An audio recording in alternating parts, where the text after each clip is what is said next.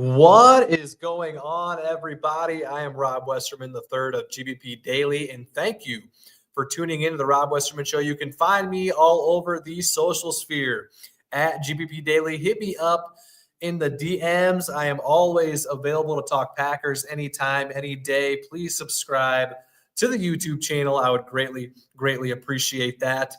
Today is Thursday, November 27th. Happy Thanksgiving. And more importantly, happy Packers game day. Packers, Lions set to kick off in just under an hour. A massive game today for both teams. This game will have big playoff implications. This game will have big NFC North implications. Packers sitting at 7-3-1, and the Lions are sitting at 7-4. So we've got a good one on tap today to kick off the Thanksgiving slate of games. 2 years ago on Thanksgiving, Jordan Love and the Packers came into Ford Field, and to put it lightly, they beat the brakes off of this Lions team. A year ago, we took down the Dolphins at Lambeau Field. Jordan Love in those two games, 542 yards, 5 touchdowns, no picks, a passer rating of 127.2, and of course led the Packers to 2 wins. Let's hope today that he can do it again, along with our defense that's been playing lights out these last few weeks. Let's dive into the Packers inactives. Not the best inactive day for the Packers. Late linebacker Quay Walker will miss his second straight game due to a stinger injury. He won't be playing today. Keyshawn Nixon will be a go. He left last week's game with a neck injury. And Matthew Golden is out once again with a wrist injury. So Matthew Golden not having the best injury luck so far this year and not really producing much when he is out there. So tough go for it for Matthew Golden to start his career. And Nate Hobbs, also inactive. The full list is Donovan Jennings, Savion Williams, Lucas Van Ness, and Carl Brooks. Those are your inactives today. If you're thinking of planning, or if you're planning on going to a Packers game this year, maybe you're planning a trip to Green Bay next weekend when Chicago comes to town. Maybe you're sitting outside Ford Field right now thinking, should I grab tickets for the game? Do not buy your tickets anywhere else other than TickPick. They guarantee the cheapest Packers tickets out there.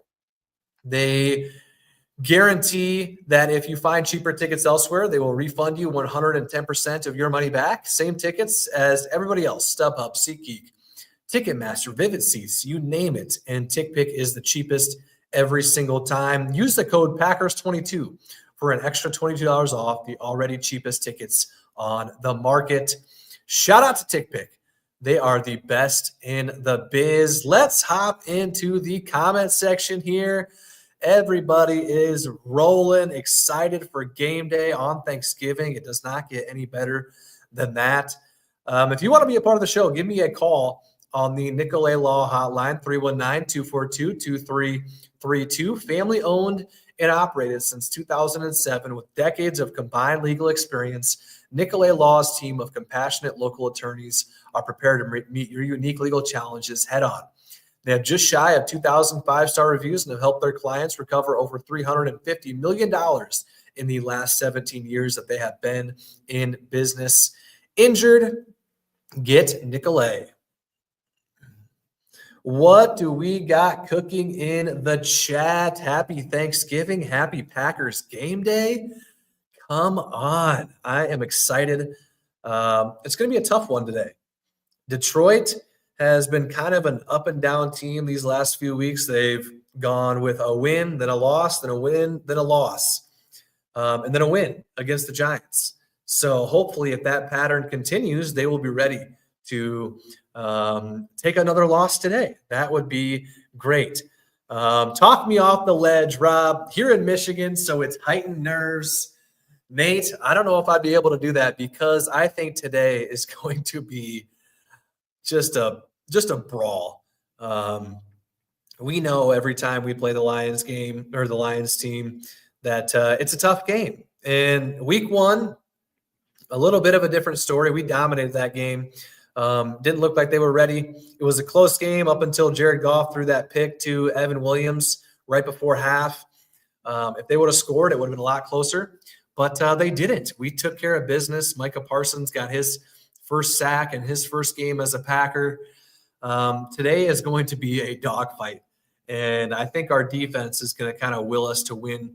I do think we'll put up some points. No Kirby Joseph for the Lions. We handled Aiden Hutchinson great in the first matchup, so you know that Detroit's going to have some additional game planning to get him free and get him some one-on-one opportunities. But I think we're up for the task. Josh Jacobs is in. He is good to go, which is great news, albeit Emmanuel Wilson had a great game last week. We need Josh Jacobs today, and we got to run it down their throats. That's what we have to do. The Lions' offensive line, a little banged up. They're going to be going with their third-string center, their backup guard. And like Nathan just said, Micah Parsons is not on a snap count this time.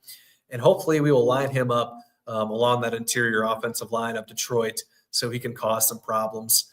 I'm excited. I wish Jaden Reed was back, Morrison. Me too. But we can do it without him.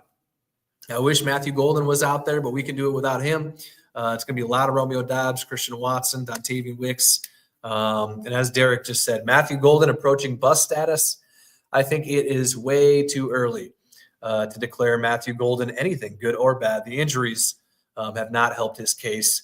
The best ability is availability, and unfortunately, he has not been available on multiple occasions this year, including today, including last week when he was out as well. Savion Williams out today.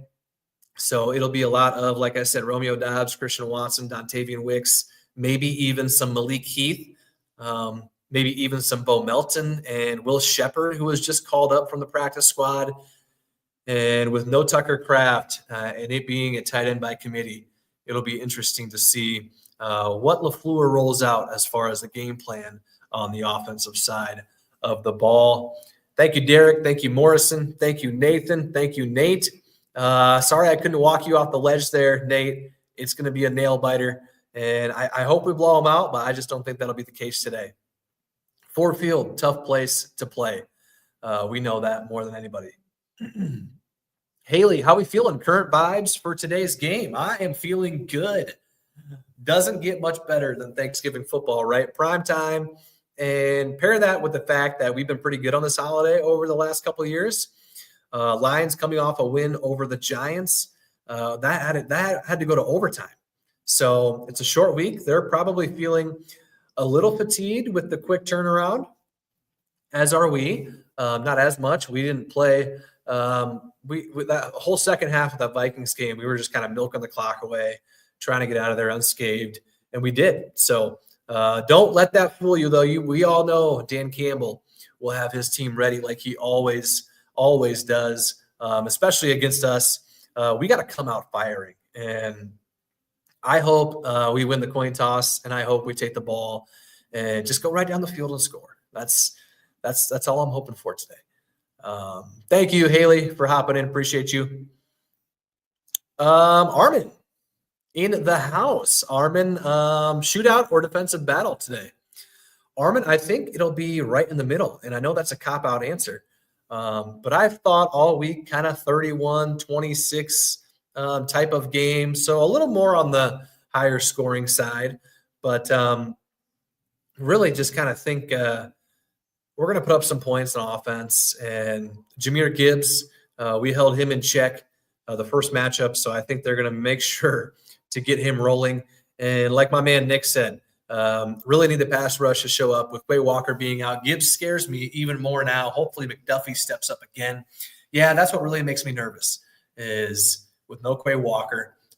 Him and Edgerrin were flying around the field in week one, keeping Jahmyr Gibbs in check. I think he had 10 catches for 31 yards, which is the least amount of yards in NFL history for somebody with 10 catches. So no Quay Walker, though. It'll be Isaiah McDuffie, Tyron Hopper. We'll see how much run Hopper gets. Hopefully, a little bit more than what he has. I think he's shown that he can be out there a little more. Jahmyr Gibbs, though, we saw him against the Giants peel off that touchdown in overtime.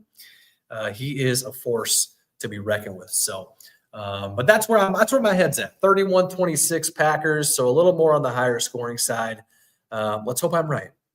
So far this year on my picks, I am 7-3-1. So I've picked the Packers to win in every single game. So my predictions don't mean a whole lot. That is for sure.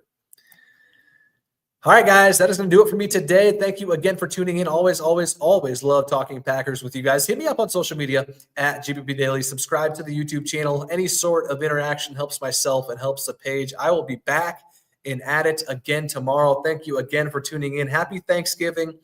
Happy Packers game day. And hopefully I'll be talking to you on a Victory Friday tomorrow. Thank you.